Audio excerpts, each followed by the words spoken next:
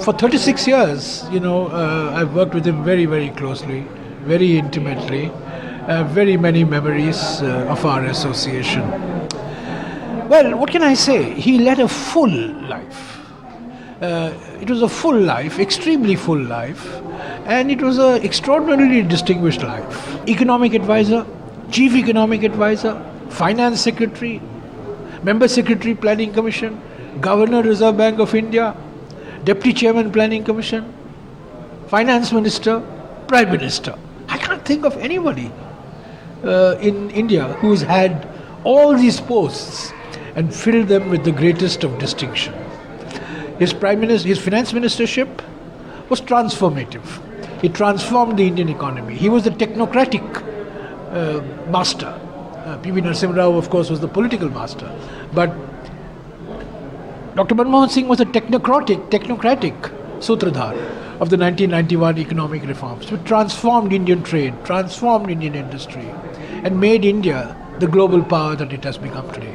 As Prime Minister, revolutionary social legislation, Freedom of Information Act, Mahatma Gandhi National Rural Employment Guarantee Act, Forest Rights Act, Right to Education Act, Food Security Act, Land Acquisition Act, revolutionary laws, reservations for scheduled castes, scheduled tribes and OBCs in both public and private educational institutions. These are all, and of course, the Indo-US nuclear agreement, which completely enhanced India's global status. So he was a quiet man, self-effacing, but very dignified, he was the model of humility and integrity, never lost his cool. He was attacked, he was criticized by his political opponents, but he took them in his stride. And many of the initiatives that he had started got repackaged, rebranded, and marketed by his successor. But Dr. Manmohan Singh didn't seem to mind. So he was very relaxed about it.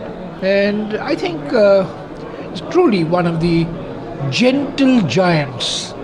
I would call him the gentle giant of Indian politics. And I have seen the BJP disrespect him in Parliament. He was not allowed to introduce his Council of Ministers. He was not allowed to speak. He was made fun of.